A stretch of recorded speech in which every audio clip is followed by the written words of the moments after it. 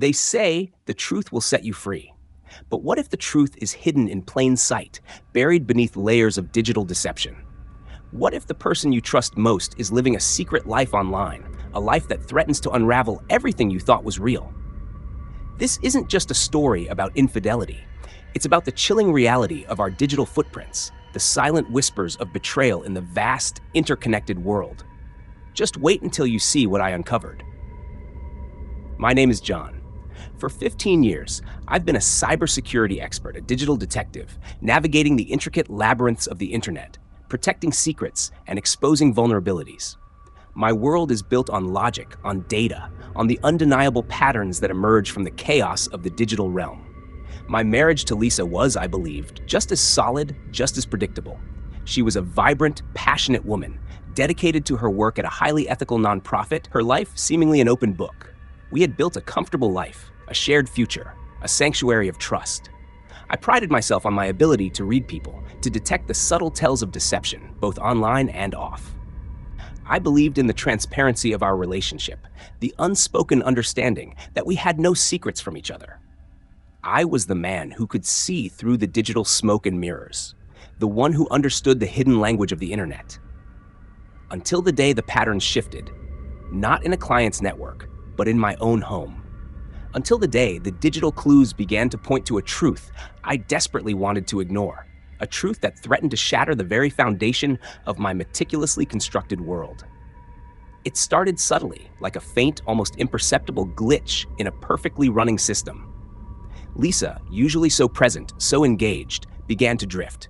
Her eyes, once focused on me during our evening conversations, now darted to her phone, a quick, almost involuntary glance. The phone itself became an extension of her, clutched tightly, even in moments of intimacy. She'd take it to the bathroom, to the kitchen, even to bed, a constant, silent companion. Our shared moments, once filled with laughter and easy conversation, became punctuated by the soft glow of her screen, the rhythmic tap of her fingers. I'd ask her about it, gently at first. "Everything okay, honey? You seem a little distracted." She'd offer a vague smile, a dismissive wave of her hand. "Just work stuff, nonprofit emergencies." And I, the man who prided himself on his analytical mind, would accept it, rationalizing her behavior, attributing it to the pressures of her demanding job. But the emotional distance grew, a chasm opening between us that no amount of shared dinners or public appearances could bridge. Our conversations became superficial, devoid of the intimacy we once shared. She'd dismiss my concerns with a quick change of subject, a forced laugh, or a sudden need to check a notification. I'd find myself staring at her across the dinner table, a stranger in my own home, wondering where the woman I married had gone. The unease grew, a persistent hum beneath the surface of our perfect lives. It was like a tiny, persistent crack in a priceless piece of software. Individually, each discrepancy was minor. Collectively, they began to form a dissonant chord, a subtle warning that something was fundamentally wrong with the harmony of my marriage and the digital landscape of our lives. My professional instincts, honed over years of dissecting digital anomalies, began to prickle. It wasn't just the phone's constant presence, it was the way she guarded it, the quick flick of her wrist to hide the screen when I walked into the room, the sudden silence in her typing. I noticed new apps on her phone, icons I didn't recognize, tucked away in obscure folders. Her passwords, once shared openly between us, were now changed, her login attempts met with a polite but firm denial. The late-night scrolling became more frequent, extending into the early hours, the blue light of the screen casting an eerie glow on her face as she lay beside me, seemingly lost in a world I couldn't access. I'd hear the faint ping of notifications, even when her phone was supposedly on silent. Her online persona, once a reflection of her public, professional self, began to subtly shift. Her social media posts became less frequent, less personal, almost generic.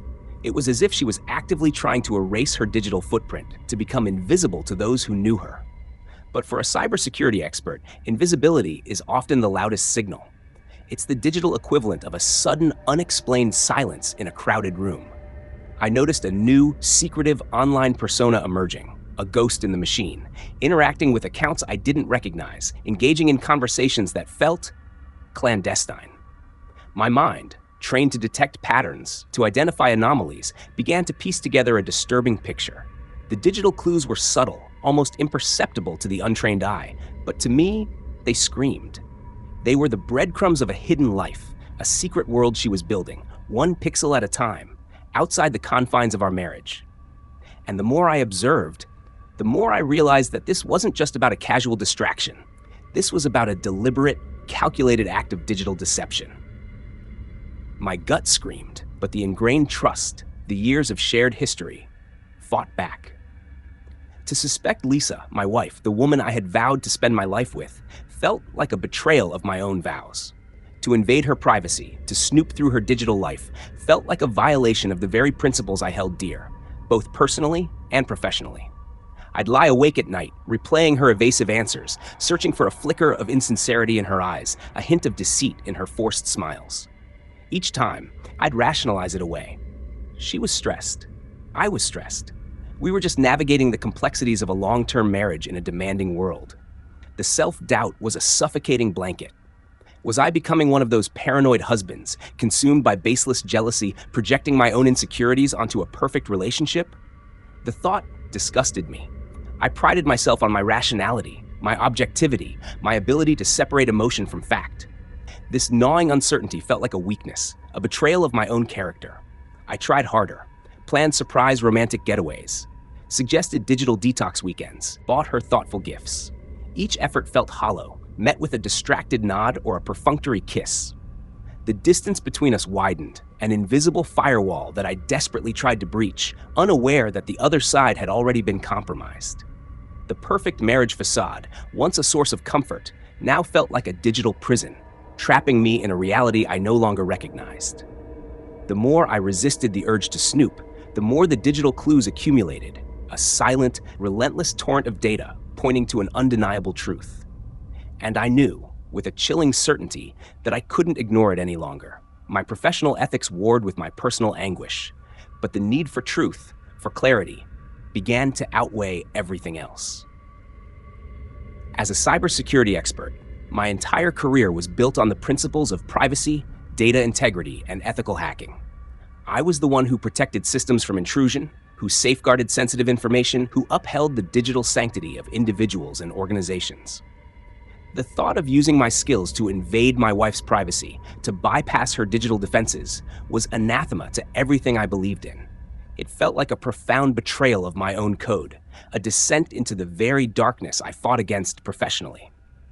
But the alternative, living in a perpetual state of doubt, consumed by suspicion, watching my marriage crumble from within, was equally unbearable. The ethical dilemma gnawed at me, a relentless internal debate. Was it more ethical to allow a lie to fester, to let deceit erode the foundation of my life, or to use my unique skills to uncover the truth, even if that truth was painful? I wrestled with it for days, sleepless nights spent staring at the ceiling, my mind a battlefield of conflicting principles. I considered confronting her directly, but what if I was wrong? What if my suspicions were unfounded, fueled by paranoia? A direct confrontation without concrete proof would only lead to denial, to accusations, to further obfuscation. No, I needed irrefutable evidence, something that would leave no room for doubt, no space for denial. And the only way to get that evidence, I realized with a heavy heart, was to use the very skills I had sworn to use for good, to turn them inward, to expose the hidden vulnerabilities in my own life. It was a dark path, one I never imagined I would walk, but the need for truth, for clarity, for an end to the agonizing uncertainty outweighed every ethical qualm. I would not snoop. I would not invade her privacy directly. Instead, I would build a trap, a digital snare designed to lure the truth out into the open, to force her to reveal her own secrets, on her own terms, to a persona she believed was safe. The decision made, a strange calm settled over me. The agonizing internal conflict gave way to a cold, calculated resolve. This wasn't about anger. It was about precision. This wasn't about revenge. It was about truth. I began to conceptualize the trap, drawing on years of experience in digital forensics and social engineering. The goal was not to hack into her devices, not to bypass her security, but to create an environment where she would willingly, unknowingly, expose her own secrets. I needed to build a persona, a digital ghost, that would resonate with her secret online life. A profile that would seem authentic, intriguing, and most importantly, safe. I spent days researching her online habits, her preferred platforms, the types of communities she frequented. I analyzed the subtle nuances of her secret persona, the language she used, the interests she expressed, the emotional vulnerabilities she hinted at. It was like building a psychological profile, a digital doppelganger designed to mirror her hidden desires. I chose a platform she frequented, one known for its encrypted messaging and its discreet communities. I crafted a backstory, a plausible narrative for my fake persona, a character that would appeal to her, that would draw her in. I selected a profile picture, a carefully curated image that conveyed a sense of mystery and understanding. Every detail was meticulously planned, every word chosen with precision. It was a digital chess game, and I was setting the board, piece by piece, preparing for a confrontation that would be fought not with words, but with data, with undeniable digital footprints. The trap was not a weapon of destruction, but a tool of revelation, designed to expose the truth, no matter how painful that truth might be. And as I built it, I felt a strange mix of dread and anticipation, knowing that the outcome would irrevocably alter the course of my life. As I delved deeper into Lisa's digital world, crafting the perfect bait for my trap, I began to notice something unsettling. Her secret online persona wasn't just about seeking romantic connections.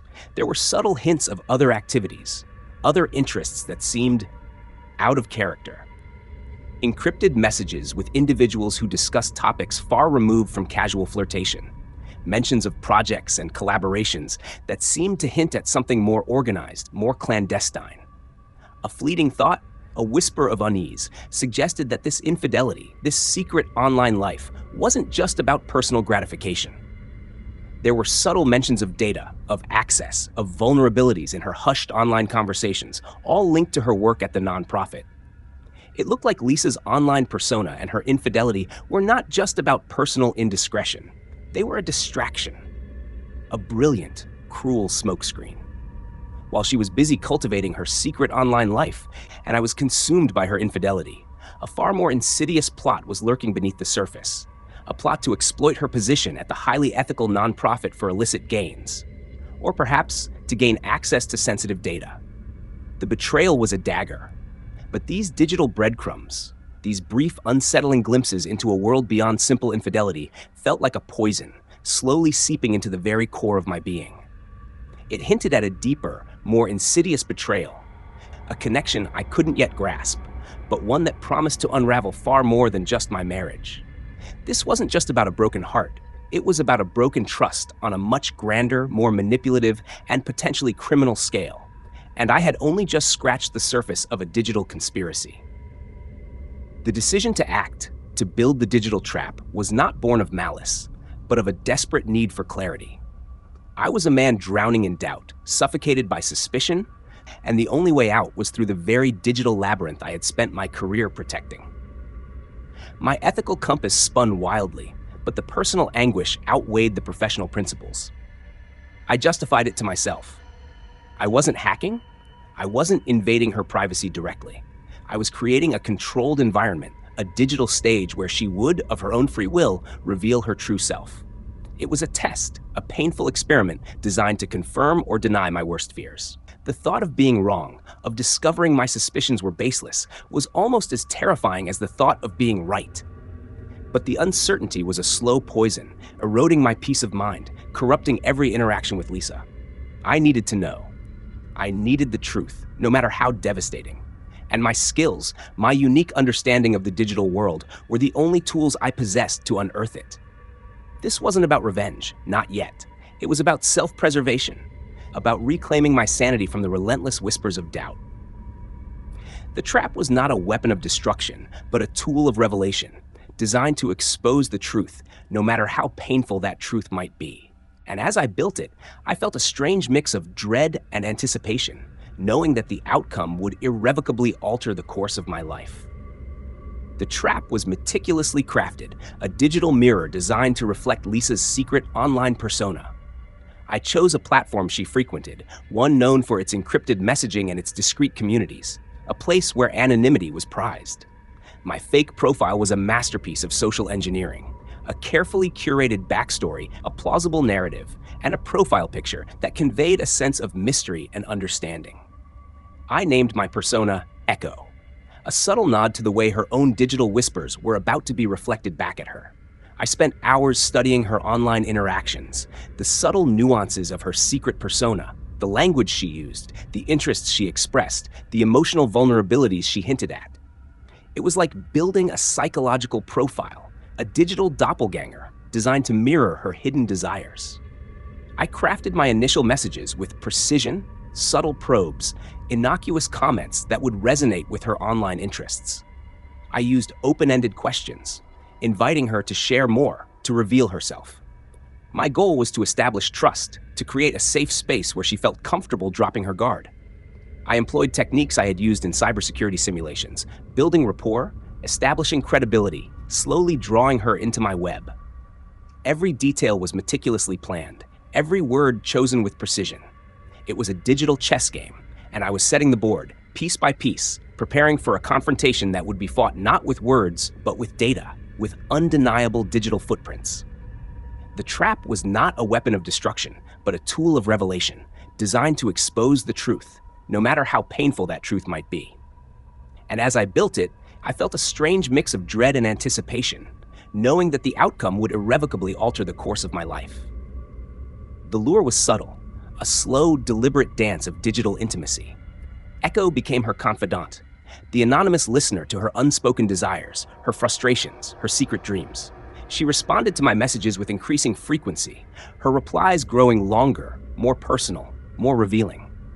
She spoke of a life unfulfilled, of a yearning for excitement, for passion, for a connection she felt was missing. The irony was a bitter taste in my mouth. She was confiding in me, her husband, about the very emptiness she felt within our marriage. I played the role of the empathetic stranger, offering understanding, validation, and a carefully crafted sense of shared experience. I mirrored her language, her emotional tone, creating a sense of profound connection. The conversations moved from general interests to more personal revelations, then to flirtation, and finally to explicit expressions of desire. She began to share intimate details of her life, her fantasies, her longing for a different kind of relationship. The emotional toll on me was immense. Each message was a fresh stab to my heart, a confirmation of her growing detachment, her blatant disregard for our vows. But I pushed through the pain, driven by the relentless pursuit of truth. Then came the requests for photos. Small, innocent at first, then increasingly intimate. Each image she sent was a confirmation of her betrayal, a digital footprint of her infidelity. I saved them all, meticulously, dispassionately, knowing they would serve as irrefutable evidence. The lure was working. She was walking deeper into the trap, unaware that the anonymous stranger on the other end of the line was the man whose heart she was systematically breaking. Every message, every shared photo, every timestamp was meticulously documented, compiled into a digital dossier of undeniable proof. My professional training kicked in, overriding the emotional turmoil. I used forensic tools to ensure the integrity of the data, to verify the authenticity of the messages, to preserve the metadata that would serve as an irrefutable chain of custody. Screenshots were taken with precise timestamps and contextual information. Encrypted messages were decrypted and logged. Even the subtle nuances of her online behavior, her login times, her activity patterns, her interactions with other profiles, were recorded and analyzed. The sheer volume of evidence was staggering, a testament to the depth and duration of her secret life. It wasn't just a fleeting indiscretion. It was a sustained pattern of deceit, a carefully cultivated online persona dedicated to infidelity. The irrefutable nature of the proof I gathered left no room for doubt, no space for denial. This wasn't about a he said, she said argument. This was about cold, hard data, digital footprints that told a story more damning than any verbal confession. The process was clinical, almost surgical, as I detached myself from the emotional impact of each revelation, focusing solely on the objective truth. This was the evidence I needed, the undeniable proof that would allow me to move forward, to reclaim my life from the shadow of her deceit. The digital trap had worked, and the truth, in all its painful clarity, was now laid bare. The moment of unveiling was not a dramatic confrontation, but a quiet, chilling revelation. After weeks of intense digital interaction, after she had shared her deepest desires and her most intimate photos with Echo, I sent her one final message. It was a simple, short sentence, devoid of emotion, yet packed with the weight of undeniable truth. "Hello, Lisa. It's John." The silence that followed was deafening, stretching across the digital divide, pregnant with the weight of her dawning realization. I watched her online status, saw it flicker from online to offline, then back again, a frantic dance of disbelief and panic. There were no frantic calls, no desperate texts, no attempts at explanation or apology, just silence. The cold, hard truth had landed, not with a bang, but with the quiet click of a digital trap closing. She knew. She knew I knew. And she knew there was no escaping the irrefutable evidence I possessed. The unveiling was complete, not through a shouted accusation, but through the silent, undeniable power of her own digital footprint. The woman I had loved, the woman I had trusted, had willingly, unknowingly exposed her true self to me, her husband, through the very medium she thought offered her anonymity. The pain was still there, a dull ache in my chest, but it was now accompanied by a strange sense of liberation. The uncertainty was gone. The doubt had vanished. The truth, in all its painful clarity, had set me free. And in that moment, I knew that my life, irrevocably altered, could finally begin to heal. As I processed the immediate aftermath of the unveiling, a nagging thought, a subtle anomaly in the vast sea of digital evidence, began to surface. Lisa's secret online persona wasn't just about seeking romantic connections. There were subtle hints of other activities, other interests that seemed out of character. Encrypted messages with individuals who discussed topics far removed from casual flirtation. Mentions of projects and collaborations that seemed to hint at something more organized, more clandestine. A fleeting thought, a whisper of unease, suggested that this infidelity, this secret online life, wasn't just about personal gratification. There were subtle mentions of data, of access, of vulnerabilities in her hushed online conversations, all linked to her work at the nonprofit. It looked like Lisa's online persona and her infidelity were not just about personal indiscretion. They were a distraction, a brilliant, cruel smokescreen. While she was busy cultivating her secret online life, and I was consumed by her infidelity, a far more insidious plot was lurking beneath the surface. A plot to exploit her position at the highly ethical nonprofit for illicit gains, or perhaps to gain access to sensitive data. The betrayal was a dagger. But these digital breadcrumbs, these brief, unsettling glimpses into a world beyond simple infidelity, felt like a poison, slowly seeping into the very core of my being. It hinted at a deeper, more insidious betrayal, a connection I couldn't yet grasp, but one that promised to unravel far more than just my marriage. This wasn't just about a broken heart. It was about a broken trust on a much grander, more manipulative, and potentially criminal scale. And I had only just scratched the surface of a digital conspiracy. The decision to expose Lisa's infidelity, to unleash the digital evidence I had meticulously collected, was not one of triumph, but of grim necessity. The pain of her betrayal was still a raw wound, but the realization that her secret online life might be connected to something far more sinister, something that could compromise the very nonprofit she worked for, solidified my resolve. I knew the risks. The inevitable backlash, the accusations of being a vengeful husband, the potential damage to my own reputation within our intertwined social circles. But the alternative, allowing her to continue her deceit, potentially jeopardizing the integrity of an organization dedicated to ethical work, and allowing her conservative family to remain in blissful ignorance, was unthinkable. The compiled digital evidence, the screenshots of her flirtatious messages, the intimate photos, the metadata confirming their authenticity, they were my armor, my shield, and my sword. I strategized, planning every step, every public statement, every potential counter-argument. This wasn't going to be a messy, emotional rant. This was going to be a surgical strike, a public dismantling of a life built on lies, delivered with the precision of a seasoned cybersecurity expert. The fear was still there, a cold knot in my stomach, but it was overshadowed by a burning conviction. This was bigger than me. This was about truth, about protecting the innocent, about reclaiming my life and my truth. The stage was set, not in a courtroom, but in the court of public opinion, and the curtain was about to rise on Lisa's final act. The public revelation was orchestrated with meticulous care, designed to maximize impact and minimize her ability to control the narrative. It began subtly, with an anonymous email sent to the board of directors of her nonprofit organization. The email contained a carefully curated selection of the most damning evidence: screenshots of her flirtatious messages, a few of the less explicit intimate photos, and a detailed analysis of her online persona's activity patterns. The subject line was innocuous, a matter of ethical conduct. The initial response was cautious, but the evidence was irrefutable. The nonprofit, known for its unwavering commitment to transparency and ethical behavior, immediately launched an internal investigation.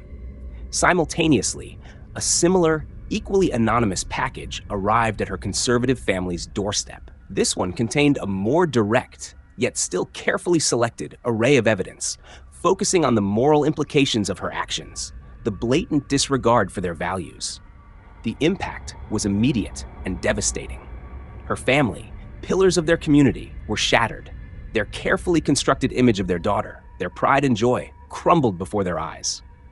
The precision of my actions, the anonymity, and the undeniable nature of the evidence left no room for doubt, no space for denial.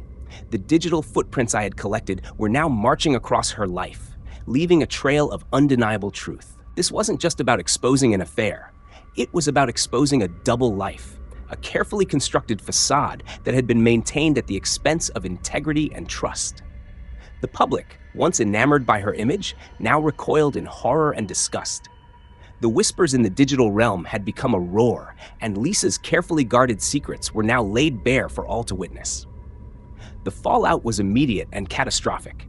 The nonprofit, after a swift internal investigation, issued a terse public statement announcing Lisa's immediate termination, citing a serious breach of ethical conduct and organizational values. The news spread like wildfire through their tight-knit community, a community built on trust and shared principles. Her colleagues, who had once admired her dedication, now looked at her with a mixture of shock and betrayal. Her career, which had been on a meteoric trajectory, crashed and burned, leaving her with nothing but a tarnished name and a future devoid of the purpose she once held so dear. Her conservative family, pillars of their community, reacted with a profound sense of shame and disownment. The public exposure of her infidelity, the intimate photos, the blatant disregard for their deeply held values was an unforgivable transgression. They issued a brief, heartbroken statement, distancing themselves from her actions, effectively severing all ties. Lisa, once the golden child, the embodiment of their hopes and dreams, was now a pariah, cast out from the very foundation that had shaped her. The public backlash was severe. Social media, the very platform she had used for her secret life, became a relentless torrent of condemnation. Her online persona, once a haven of anonymity, was now a target. Her every move scrutinized, her every past post re-examined through the lens of her exposed deceit. I watched, not with glee, but with a grim satisfaction. This wasn't about revenge for revenge's sake. It was about accountability. It was about ensuring that her manipulative tactics, her predatory behavior, would never again find fertile ground.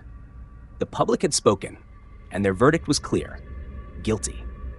Her carefully curated image, the one she had used to deceive so many, was now irrevocably shattered, replaced by the ugly truth of her character. The fall from grace was absolute, a fitting consequence for her calculated deceit and betrayal. She had sought to ruin my life. Instead, she had ruined herself professionally, socially, and personally. Lisa's experience of public humiliation and digital shame was profound, a relentless, inescapable torment.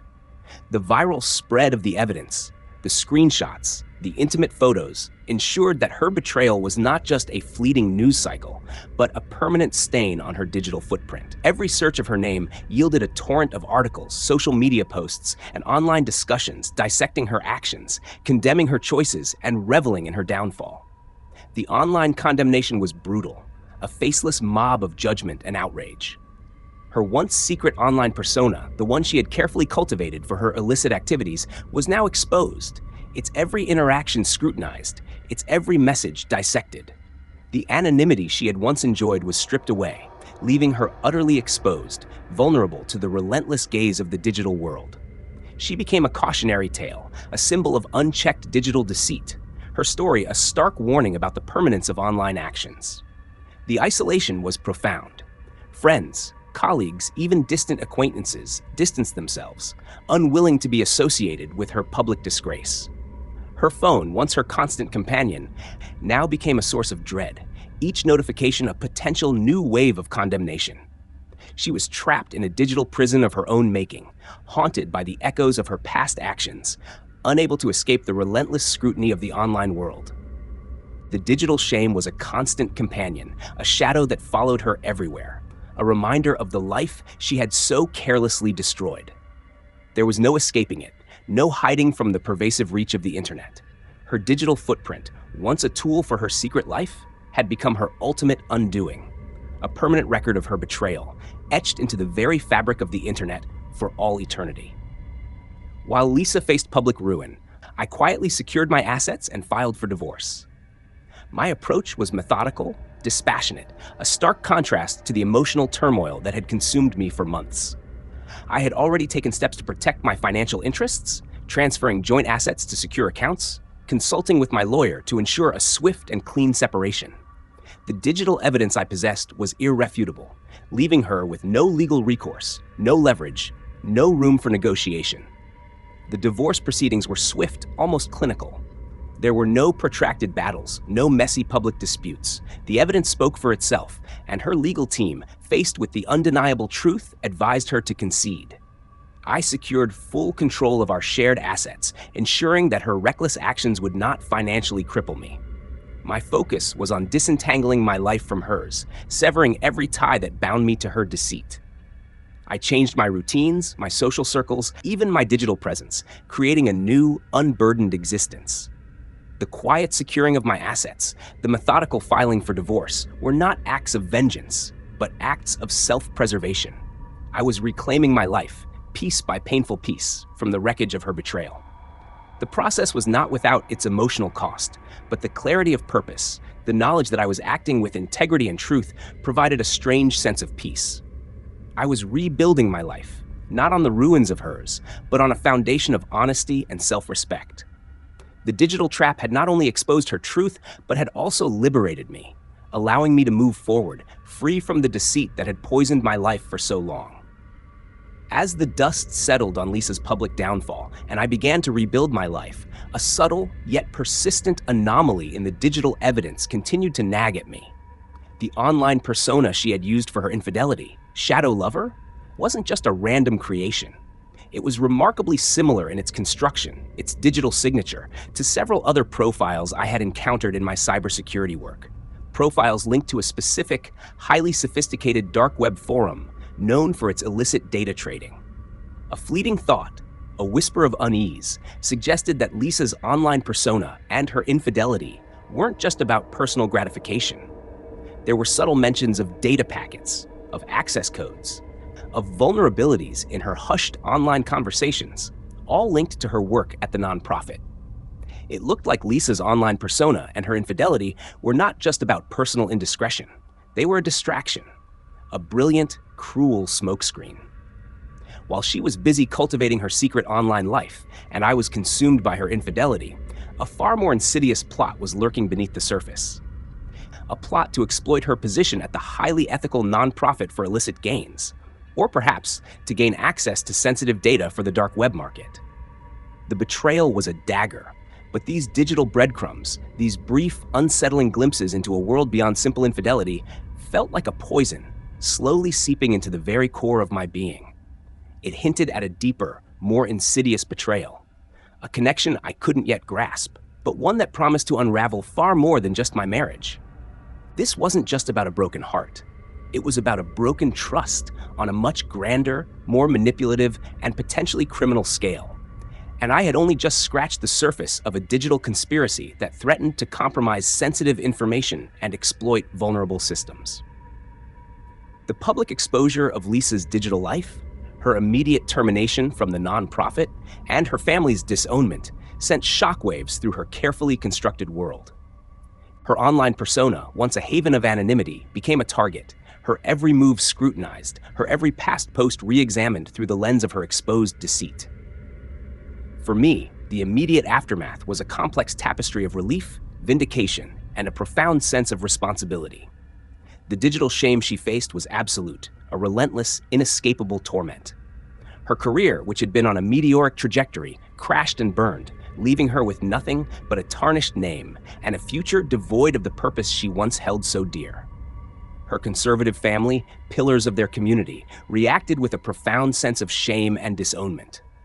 The public backlash was severe. Social media, the very platform she had used for her secret life, became a relentless torrent of condemnation. I watched, not with glee, but with a grim satisfaction.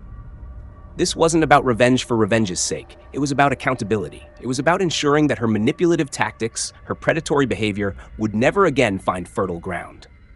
The public had spoken, and their verdict was clear. Guilty.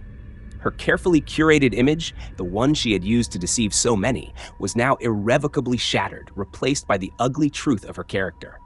The fall from grace was absolute, a fitting consequence for her calculated deceit and betrayal. She had sought to ruin my life. Instead, she had ruined herself, professionally, socially, and personally. The initial storm of sensationalism eventually subsided, replaced by a quiet, determined resolve within me. The house, once our shared sanctuary, now felt like a mausoleum of shattered dreams.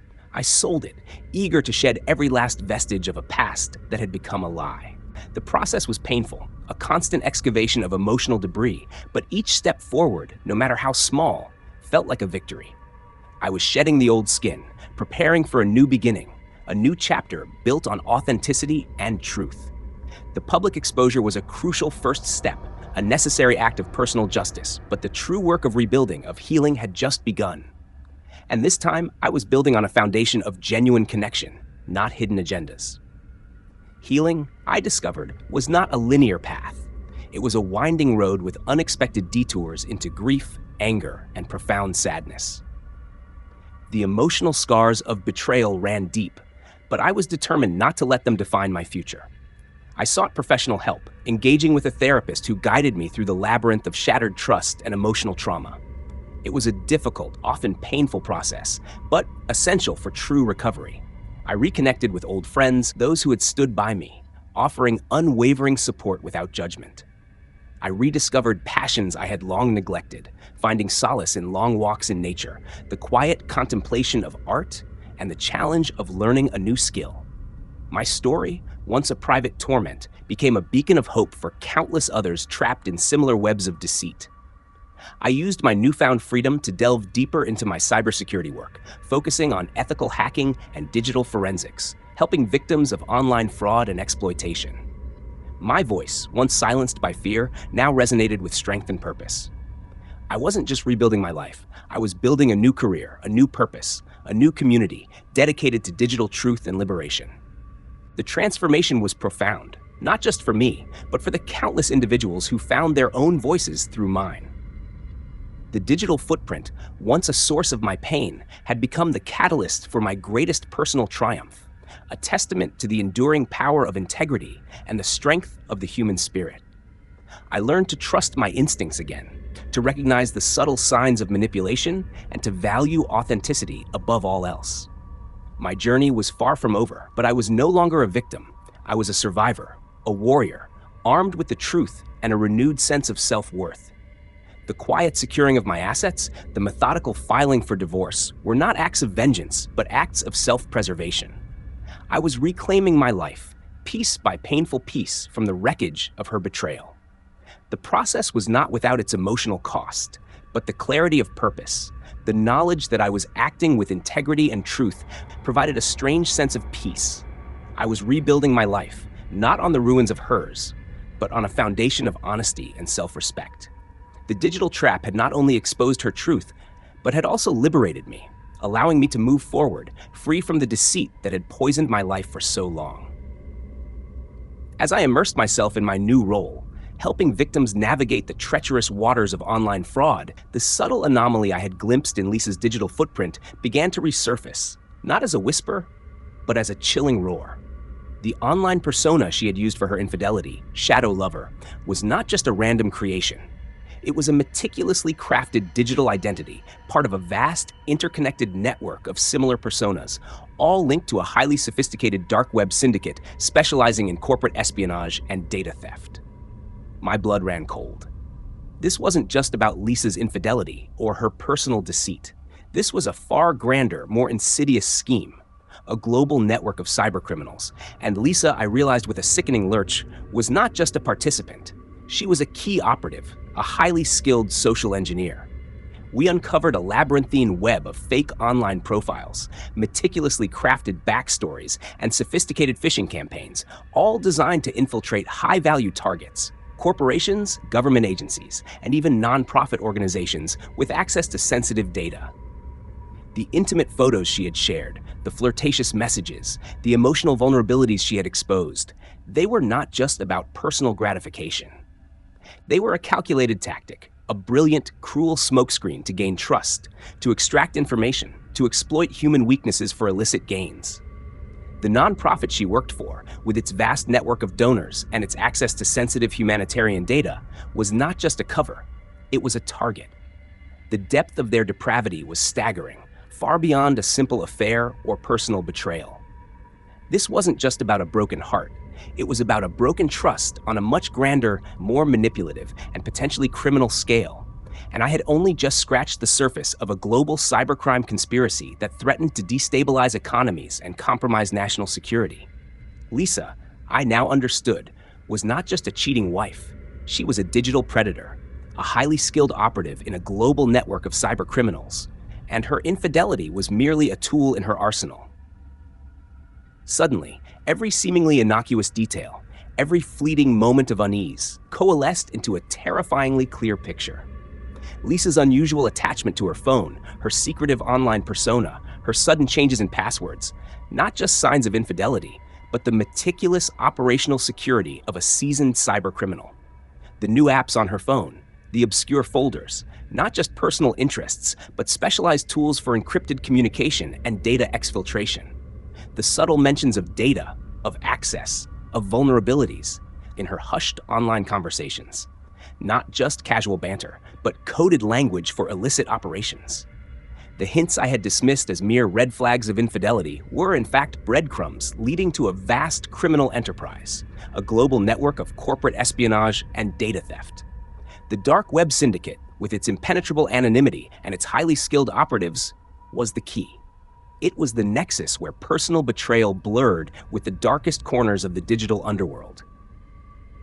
Lisa, I now understood, was not just a cheating wife. She was a highly trained operative, a social engineer par excellence, using her charm and her intelligence to infiltrate organizations and extract sensitive data.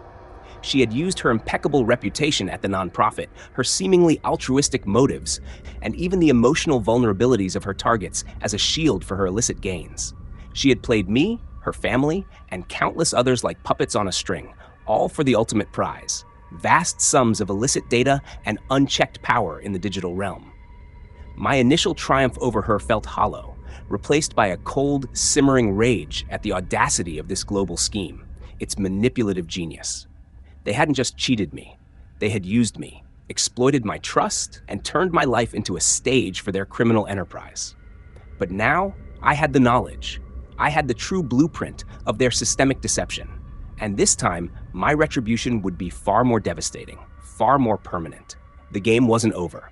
It had just entered a new, far more dangerous phase, one that would expose not just Lisa, but the entire network of corrupt individuals who had helped this dark web syndicate build its empire on a foundation of digital fraud and human exploitation. I stood before my computer, the glow of the screen illuminating the intricate web of connections, the digital footprints of a global conspiracy. The secrets, once hidden in the shadows of the dark web, now scream from every line of code. The truth, once a whisper, was now a roar. They thought they had won. They thought they had gotten away with it. But they had underestimated me. They had underestimated the power of a cybersecurity expert scorned, and the collective strength of a community united by digital truth. And they had forgotten one crucial detail. In the world of data, every packet, every encrypted message eventually leaves a trace. And some secrets, once unearthed, refuse to stay buried. They fester, they twist, and they will always, always find their way back to the surface. Because the real game, the one they never saw coming, has only just begun. And this time, there will be no escape. Not for Lisa, not for Shadow Lover, not for the Dark Web Syndicate, not for anyone involved. The blueprint for their systemic destruction is now complete, and I'm ready to expose every single line of their hidden code.